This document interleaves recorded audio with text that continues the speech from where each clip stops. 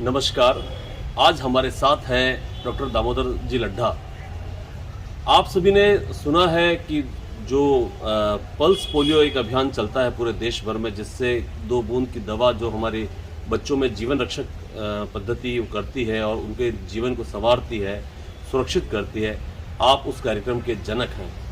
तो आज हम इन्हीं से जानते हैं ये कार्यक्रम की शुरुआत कैसे हुई, कैसे ये बढ़ा, क्या इनकी भूमिका रही और आज उसका कहाँ तक वो हम पहुँचे हैं। नमस्कार डॉक्टर साहब। थोड़ा सा हमारे दर्शक आपसे ये जानना चाहते हैं कि इस कार्यक्रम का सबसे पहले जो थॉट है, जो आइडिया है, वो कहाँ से आपके दिमाग में आया? सर, मैं मेडिकल प्रैक्टिस करता हूँ। डे टू डे लाइफ में मैं पोलियो केसेस देखता था। पूरा परिवार इसमें इन्वॉल्व हो जाता था और उनकी इकोनॉमिक कंडीशन ही बिगड़ जाती थी। हमेशा मेरे को पीड़ा रहती थी और कभी कभी बच्चों के इंजेक्शन लग के पोलियो हो जाते थे, तो वो एक मेडिकल फैंटेंसी के ऊपर भी कुछ दाग लगना शुरू हो गया था, जबकि ऐसा नहीं है, वो पोलियो की वजह से होता था। तब से मन में पीड़ा थी। फिर रोटरी ने इस प्रोग्राम को आरंभ करने का सोचा था। मैं भी रोटरी ट्रेनिंग के लिए उदयपुर गया था, तो वहाँ मैंने सब कुछ सीखा कैसे पोलियो को इरेडिकेट किया जा सकता है। तो फिर हमने यहाँ आके मंथन किया 2-3 मित्रों ने। उन्होंने यही कहा कि जब तक मेरा अगला सवाल इसी से जुड़ा हुआ है कि जब ये थॉट आइडिया आपके मन में आया, तो सबसे पहले ये आइडिया आपने किस अपने मित्र के साथ शेयर किया? एक रोटेरियन अमरीक सिंह जी सानी थे, वो भी ट्रेनिंग में आए थे। हम दोनों ने मिलके सोचा कि अपन चित्तौड़ में इस प्रोग्राम को इम्प्लीमेंट करेंगे। बहुत बड़ी समस्या थी इस प्रोग्राम को चित्तौड़ ज़िले में करने की। पहले हमने पर्सनल लेवल पे सोचा और ये संभव नहीं लगा। फिर हमने हेल्थ को इन्वॉल्व करने की कोशिश की, पर इसमें भी संभव नहीं लगा। फिर हमने कहा हम कलेक्टर साहब से मिलके पूरे एडमिनिस्ट्रेशन को इसमें लगावें तो शायद ये संभव हो सकेगा। मेरा अगला प्रश्न वापस ये है कि आमतौर पर जिला प्रशासन के जो अधिकारी होते हैं, और ये उस समय की बात है तब लोग नवाचार में उतना सक्रिय रूप से साझेदार नहीं होते थे, तो किस प्रकार से जिला प्रशासन क्या आपके इस प्रयोग के साथ पहले बार में ही सहमत हो गए या आपको कोई जद्दोजहद करनी पड़ी उन्हें इसमें इन्वॉल्व करने के लिए? मैं खुद मैं बहुत ही दिमाग से सोचने को मजबूर हुआ कि कलेक्टर महोदय या एडमिनिस्ट्रेशन इसको समझ पाएगा या नहीं पाएगा। तो मैं कलेक्टर महोदय तत्कालीन से थोड़ा परिचित तो था ही। तो मेरी गृहिणी पत्नी ने बोला तुम जाके मिलो उनसे, वो ज़रूर सहायता करेंगे। तो मैं अपने हस्त लिखित एक लेटर लिख के ले गया। उसमें टाइप का इतना प्रचलन नहीं था, 10 लाइनें लिख के ले गया। उसमें मैंने लिखा कि वाइल्ड पोलियो वायरस को हम इम्यूनाइज्ड पोलियो वायरस से रिप्लेस कर सकते हैं। ये बात जब कलेक्टर ने पढ़ी, उनको बहुत अपीलिंग लगी। अरे इतना सिंपल है, इसको ऐसे वैक्सीनेटेड पोलियो से अपन रिप्लेस कर सकते हैं, तो हम अपन करते हैं डॉक्टर साहब, ये प्रोग्राम करते हैं। मैं फर्स्ट टाइम अकेला गया, दूसरी बार फिर अमरीक सिंह जी सानी को लेके गया। तो उन्होंने कहा कि अब ये प्रोग्राम होगा और इसके लिए मैं एक पूरे एडमिनिस्ट्रेशन की मीटिंग बुलाता हूँ। उसके पहले मैं CMHO से सारी वार्ता कर लेता हूँ, फिर मैं आपको वापस बुलाता हूँ। कलेक्टर महोदय ने जब सारे एडमिनिस्ट्रेशन को कॉल किया, मेरे को भी कॉल किया, मेरे साथ हम सानी जी थे, तब उन्होंने कहा कि ये प्रोग्राम अच्छी तरह हो जाएगा। पहले पूरे ज़िले में हम इसका सर्वे करेंगे हर बच्चों का और फिर इसको वैक्सीनेट करेंगे। पहले ज़िला लेवल पे कार्य करने का सोचा।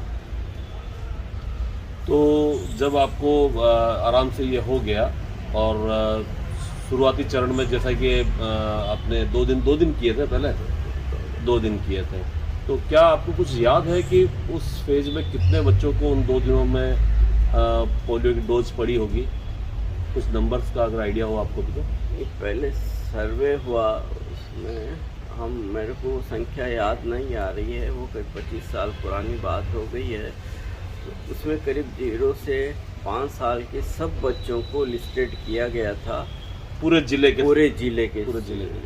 मतलब पूरे जिले के सभी बच्चों को आपने 2 डोज दोनों टाइम दिलवा दी थी?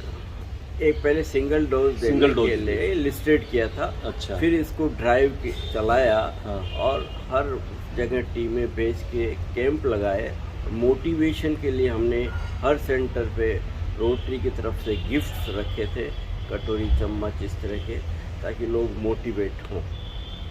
एक वैक्सीन एक बार में पिलाने का टारगेट रखा गया, एक बार सबको पिलाया जाए, क्योंकि वो रूटीन पोलियो डोज तो वो ले ही रहे थे। टोटल इरेडिकेशन करने के लिए हमने ऐसा किया, फिर सेकंड डोज का दूसरे चरण में वापस प्रयोग किया। तो ये सब हेल्थ की गाइडलाइन से जो अच्छा लगा हम ये इसको करते गए, और अंत में ये प्रोग्राम नेशन। तो आपको उस समय ये कल्पना थी कि आपका जो ये नवाचार है या ये जो दीपक आप जला रहे हैं ये पूरे देश भर में और अन्य देशों में भी रोशनी करेगा, ये कार्यक्रम इतना बड़ा व्यापक रूप ले लेगा, ये कल्पना आपके मन में उस समय तक थी क्या जब आपने स्टार्ट किया इसको? स्टार्ट किया तब ये न सोचा था कि मैं अकेले चित्तौड़ से शुरुआत होकर पूरा इंडिया में हो जाएगा, लेकिन एडमिनिस्ट्रेशन की पूरी मदद और रोटेरियन साथियों की पूरी मदद से ये संभव हो पाया, ताकि हम इसको घर घर तक पहुंचा सके और इसको एक आइडियल मॉडल की तरह भारत सरकार ने लिया। चित्तौड़ में आपने कैसे किया करके, फिर रोटेरियन को हमको कॉल नहीं किया, एडमिनिस्ट्रेटर को कॉल करके पूछा भाई आपने कैसे इम्प्लीमेंट किया, इसको विज्ञान भवन में एक डेमोन्स्ट्रेट करिए। एक मेरा प्रश्न ये है कि ये जो आपका नवाचार था जिससे पूरा भारतवर्ष में क्रांति आ गई, मैं यूँ कहूँगा ऐसी क्रांति, स्वास्थ्य के प्रति क्रांति, जो बच्चों का जनजीवन बदल दिया, वो 25 साल पहले जिन बच्चों को 2 बूंद पोलियो की दवा ली, आज वह स्वस्थ युवा होके एक अपना स्वस्थ जीवन बिता रहे हैं और उनकी अगली पीढ़ी आ गई है। क्या आपके इस योगदान के लिए भारत सरकार ने, राज्य सरकार ने, जिला प्रशासन ने आपको श्रेय दिया, कोई सराहना की, कोई पुरस्कार दिया, कोई ऐसा प्लेटफॉर्म आपको मिला क्या? ऐसा रिकॉग्निशन पर्सनली मैंने न चाहा न मिला। प्रशासन ने हमको नाम के लिए आगे कुछ नहीं रिकमेंड किया, और न मैंने कभी इसके लिए अप्लाई किया, जैसे गवर्नमेंट में परंपरा है कि कोई भी काम करो और अप्लाई करो, हमने ऐसा नहीं किया। जी, हमारे देश में एक परंपरा है कि आप अच्छा काम कर रहे हो और आपको पुरस्कार चाहिए तो आवेदन करना पड़ता है, तो आपने इसके लिए आवेदन नहीं किया, आपने सिर्फ अपना काम किया, अच्छा काम किया, और फिर आप नेपथ्य में चले गए, और आज आपके नेपथ्य में होने के बावजूद आपके द्वारा जलाया हुआ दिया आप पूरे विश्व में प्रकाश फैला रहा है।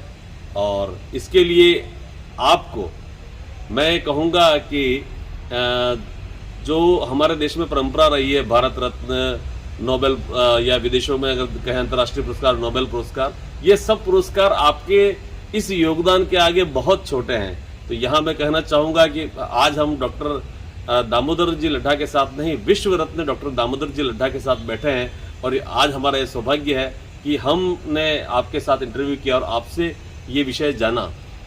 यह विषय चित्तौड़ से शुरुआत, और मतलब आप वो हीरो हैं हमारे साथ जो छुपे हुए हैं, जिनको कहीं वो उस हीरे की चमक को बिल्कुल एक काल कोठरी में कैद कर दिया गया, लेकिन उसका प्रकाश उस काल कोठरी के दायरे को तोड़कर पूरे विश्व में फैल रहा है। बहुत बहुत धन्यवाद आपका।